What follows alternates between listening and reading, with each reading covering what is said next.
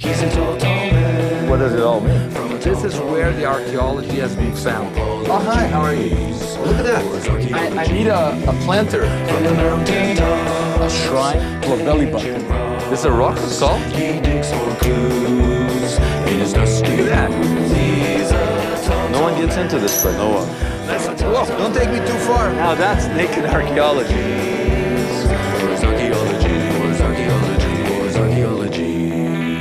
I'm on the Mount of Olives in the Garden of Gethsemane, where, according to the Gospels, Jesus gets arrested here and led to the crucifixion.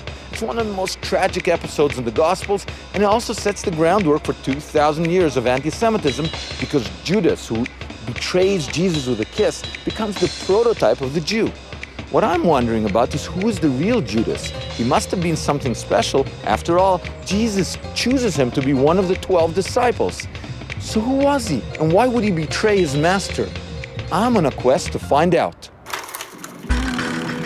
What everyone knows about Judas is, he's the bad guy of the New Testament. What is thy name, Judas Iscariot? But does he deserve to be the most hated figure in the Gospels? I think there's evidence that his story has been misinterpreted for 2,000 years. Who wrote the story in the first place? Well, the earliest Gospel, Mark, provides the basic narrative. The Gospel of John provides the most detailed and the most negative portrait of Judas. Scholars believe it was the last to be written and that it was rewritten by several anonymous authors. I asked Professor James Charlesworth what we can learn from the Gospels. Who's the historical Judas Iscariot, and what's the mythology? Can we separate the two? The first piece of evidence, Judas, one of the 12. That runs throughout the New Testament. Well, who put him in the 12? Jesus. All right. Then we go to John. Now remember, John is multi-layered. We have so many different hands and shaping of the text. We hear from the Gospel of John that Judas is the treasurer. He's in charge of the money. This seems to be fairly accurate historical documentation. But John also says he used to steal money from the treasury. This is interesting. It's like you have a kernel of history, but to let it continue, you have to say, but he was the bad guy. What you have is a historical progression of making Judas worse and worse. If Judas's portrait gets worse and worse as time passes, I want to travel back to the time of the events and see if I can find some archaeology that will help tell his story. The problem is, Jerusalem was flattened by the Romans in 70, and only a few traces of the ancient city remain. Professor James Tabor tells me that a tradition dating to the 4th century tells us where Jesus and Judas ate the night before the betrayal. The Last Supper took place here. Remember, Jesus he says, go into the city and you'll come to a house. And he said, knock on the door, and a man will come and say, the Rebbe needs his room. And there are still stones from the building that stood here at the time of Jesus. The second floor of the building dates to the Crusader period, 1,000 years ago. Okay, I bet you this guy has supper here every day. So this is 1,600 years, say, this is where the Last Supper happened. This space, right. This space. At the Last Supper, Jesus predicted, One of you shall betray me. maybe Jesus knew that Judas had already accepted 30 pieces of silver from the Jewish high priest Caiaphas to betray him. After all, in the week leading up to Passover, Jesus had already drawn the attention of Caiaphas. They call him the Christ and King of Israel. And Caiaphas didn't like what he saw. This man, Jesus of Nazareth, stirs up the people to rebel against our religion. So why did the high priest need Judas to find Jesus? The thing with Judas Iscariot is, how do we find him? We have 3 to 5 million people here this week. I know he's showing up in the morning in the temple. He walks out and is staying somewhere. We haven't really tailed him. We need an insider that knows his movements, particularly on the night we plan to arrest him. Where's he going to be? It's like a John le Carré novel. So Judas says, we're going to eat at an upper room, And then we always go afterwards to a garden to pray. So that garden he thought would be a place. After the Last Supper, Jesus and his followers crossed the Kidron Valley to a place the Gospels call the Garden of Gethsemane on the Mount of Olives, where Judas would finally turn Jesus over. The Gospels don't say exactly where Gethsemane is, but the clue is in the name, which most accounts say means olive oil press. Moshe Maoz showed me the ancient olive trees here, where tradition says Jesus was betrayed. So we are in the Garden of Gethsemane. We are in the Garden of They Gethsemane. kindly let us in where no man has gone before, except the gardener. Except the gardener and Jesus before. But he also told me that Gath can refer to a wine press, and that in a corner of the grounds, locked away from the tourists, there's archaeological evidence of synchronicity with the New Testament. Welcome. Welcome. Thank you. Come on in. This is a bedrock Yeah. that most likely in the Byzantine era was used as a wine press. You see? And it goes, come on, you can see it. You see, this is where somehow a place for liquids, you see? Once you go to an So you're ancient... saying the liquid went through where my feet Yes, yes, but and went this is into only here. before the time of the Crusaders. are? I'm inside where the wine would come down into, Yes, right? you They see. carved the container. And yeah, But the point is, this is called a gut. And Gut. that's where the name Gethsemane, Gethsemane. because gut means press. I'm literally in the press Yes. that gave Gethsemane its name. And also Shemen, Gethsemane, means all oil. Oil. So this was the place of the, we see the olive trees right there. So this was the place of the wine press and the oil. And oil, yeah. we come here, here's the archaeology, there's the tree. We understand why this place is called Gethsemane. Gethsemane. Here, Could be you. Yeah, we've got olives. Yes. There's the olives, the wine. People go, the Gethsemane, Gethsemane, Gethsemane. They don't understand that Gethsemane has in it. Combination of the two. I got it. Similar to the... I got, get it, got it. Yeah, okay. If the traditions about these locations are supported by archaeology, does that mean the tradition of the evil Judas is also correct? This man has betrayed the accused. It turns out that for almost 2,000 years, there were rumors of another tradition. And in 2006, scholars said they had found the long-lost Gospel of Judas. And the headline screamed, Judas is innocent.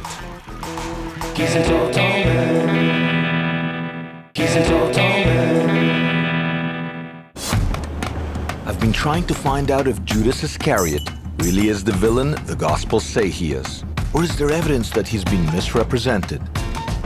As I drove back to the old city of Jerusalem by the Garden of Gethsemane, I stopped by an unobtrusive Roman pillar which reminded me that a 2,000-year-old tradition isn't just an academic puzzle.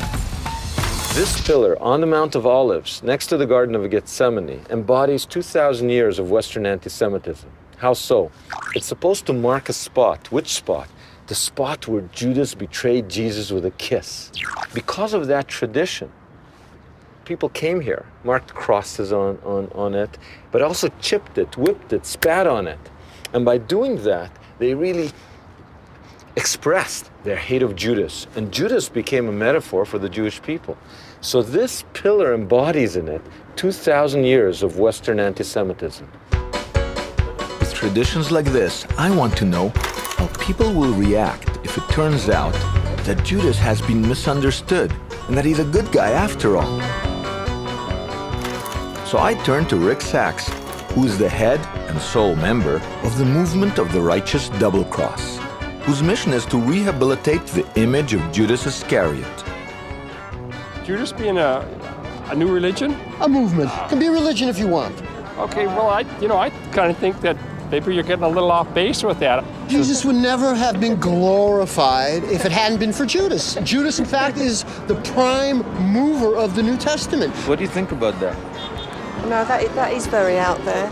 But what do you guys think? I mean, Jesus, if he picked Judah, right? He must know what he's doing. Judas could have asked forgiveness, but he didn't. He repents, you know, when he throws the 30 shekels back, the man repents. Who's he repenting to? He's repenting to man, he's not repenting to the Lord. Judas has been the scapegoat for 2,000 years, and Christians have not treated Jews all that benignly. Yes. I'm not going to argue that point.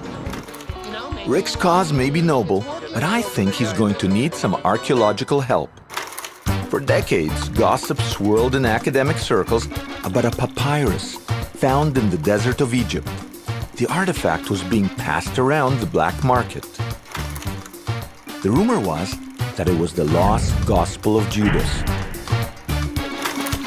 When the document was unveiled, international headlines and the National Geographic television special confirmed that the Gospel portrayed Judas not as a villain, but as a hero, and that Jesus had asked Judas to hand him over.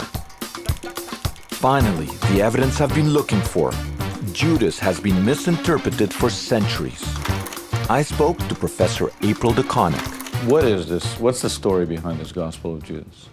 The National Geographic team, when they worked up the initial translation of that text, thought that Judas in there was actually a positive figure, was a friend of Jesus, was asked by him to hand him over and not betray him. But April DeConnick noticed that in the text, Judas was described as a daemon, which was translated as spirit. Sturdy-looking chap, isn't he? And she thinks the National Geographic team got it all wrong. He, in this text, is called a daimon. Like a demon. Right. In Greek. In Greek. It depends on what context you're in as far as what this word really means. That word can mean a spirit of some sort, and not necessarily indicating if it's malicious or a good spirit. But when you're working in New Testament materials, daimon is always a demon. They are the beings that possess you and tempt you, make you do terrible things, tempt you to do terrible things. So to call Judas the daimon is not a positive thing. He's not a spirit in the sense of a good spirit. He's a spirit in the sense of a demon. But are you saying they got it dead wrong? In these cases, they were wrong in their translations. So what does that do when you translate it right to the good Judas disappears. Wait a minute, wait a minute. Here is all these international headlines saying Judas, good guy. You're saying he's actually worse in this thing than he is in the regular. That's correct. It turns out that this portrait of Judas may be even worse than the original. With so few mentions of Judas in the Gospels, where can I find evidence about who he really was? It turns out the evidence is encoded right here in the names of the disciples. He's a tall man. He's a tall man. In the year 32, Judea was in turmoil, occupied by the Romans who struggled to contain revolt. The popular image of Jesus and his followers is of a pacifist movement who turned the other cheek and relied on spirituality to rescue them. It's a strange teaching. But there are contradictions in the text. In Luke chapter 22, Jesus says, "And he that hath no sword, let him sell his garment and buy one." And later at Gethsemane, the disciple Simon Peter pulls out a sword and attacks the high priest's servant and cuts off his right ear. And then there's a disciple called Simon the Zealot. The Zealots were a movement who wanted to expel the Romans, revolutionary extremists who believed in armed struggle, not pacifism.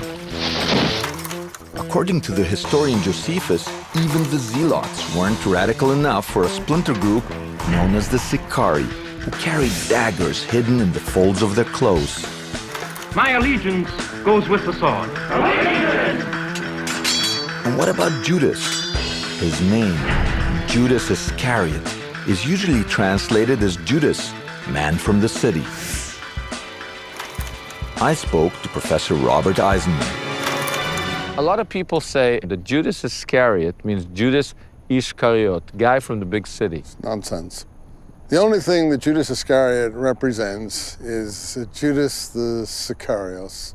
In Josephus, he says the Sicarii were people that were called Sicarii because of a dagger that looked like a Roman, a sica, a short Roman curved dagger.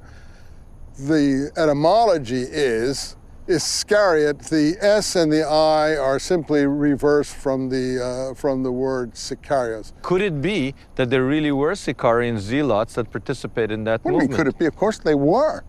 That's what the movement was. It isn't that could it be. The point is that among Jesus' apostles are zealots. If Judas was a Sicarii, then there were at least 2 armed revolutionaries among Jesus' disciples. So why would Judas, a Jewish revolutionary, betray a fellow Jew and send him to the crucifixion? It turns out he didn't. According to the Gospels, Judas turned Jesus over to the Jewish high priest, Caiaphas, and his influential father-in-law, Annas, and not to the Romans, who ruled Jerusalem and were the only ones with the authority to crucify Jesus. Judas would have known that according to Roman law, it was forbidden for the Jewish high priest to condemn Jesus to death. So why did Judas betray Jesus? Why not fight? Fight when the time comes, not now. I asked Professor James Charlesworth. I heard it said that he was trying to goad Jesus into confrontation. Is this fanciful stuff, or is it grounded in history, archaeology, or the text? Here is Judas. He's with Jesus 2-3 years. He sees Jesus do phenomenal things. We know Jesus did incredible things. We call them miracles. Okay, Judas says, wow, this is incredible. God is with him. If I just push him a little further, God will send all his angels. Jesus has given us enough evidence. Here are 2 swords. That is enough. I have not come to bring peace, but a sword on the earth. A lot of people don't know that's in the text. Maybe they should start reading the New Testament carefully and in their own way asking, where is the real Judas? Where is the real Jesus? So what would a man, that Judas, what would he want his leader to do? To make a big move so that the war would begin and the angels that everybody know around would jump on the bandwagon and say, this is a son of God. He wanted a holy war, and the Holy One was none other than Jesus. Maybe that's our answer. Judas seemed to believe that if Jesus were imprisoned, it would provoke a revolt. But Caiaphas and Annas would have been aware of the risks of an uprising. And so, they quietly turned Jesus over to the Romans, who crucified him, turning Judas's expectations inside out. Take him to Pilate. You're pinning him to his death. When Jesus was crucified, Judas walked to a place called Akeldama and hanged himself. The traditional view is that the villain felt remorse. I have betrayed my master. But I think Judas committed suicide because he himself felt betrayed. And the recent archaeological discovery at Akeldama may finally shed light on the truth. It makes sense. I think we just figured out why Judas hung himself here.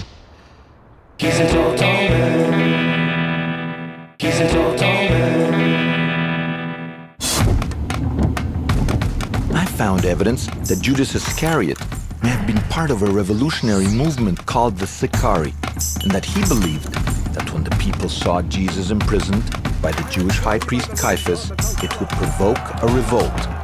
But Judas's plan went horribly wrong when Caiaphas and his father-in-law Annas quietly turned Jesus over to the Romans, who crucified him. I have betrayed my master. I do not want the money. Did Judas feel double-crossed by the high priest?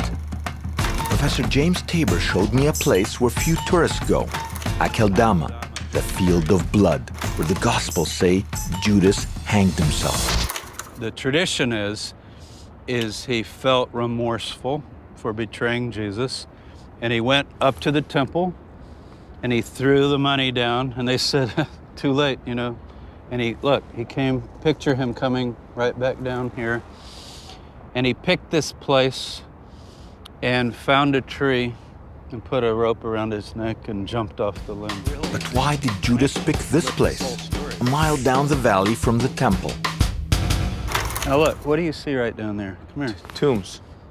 These are tombs of the wealthy They want to see the temple. The very rich want to be buried by the temple. These tombs are the tombs of Annas, the Annas family. That's the guys, the same family, the crucified Jesus. Where is the one that's in 1993, these tombs were identified as the Annas family tombs. And the traditional view that Judas hanged himself out of remorse can't explain why he did it in front of the tombs. Why do people make tombs? Because they want everlasting rest. These are the guys that set up Jesus, and these are the guys that kind of suckered in Judas. If you want to ruin their peaceful rest forever, what do? You go and you hang yourself in front of their tomb. Defiling it. Yeah. I never really thought of that. I never thought of that till just now. That Judas, man. I haven't thought of it. I think you're right. It makes sense. We just figured out why Judas hung himself here. This is powerful evidence that Judas never intended to have Jesus crucified. If Judas didn't expect Caiaphas to hand Jesus over to the Romans, it would have been Judas who felt betrayed. Perhaps knowing that he would forever be seen as a villain, he walked a mile down this valley. And in an act of vengeance, he hanged himself here in front of the Annas family tomb, defiling the last resting place of those who had betrayed him. Maybe Judas isn't the hero of the Gospels, but the archaeological evidence suggests that he didn't expect Jesus to die. In the end, Judas is probably the best known of the disciples. But maybe, instead of betrayal, he should be remembered for wanting freedom for his people. A desire he shared with Jesus right to the end.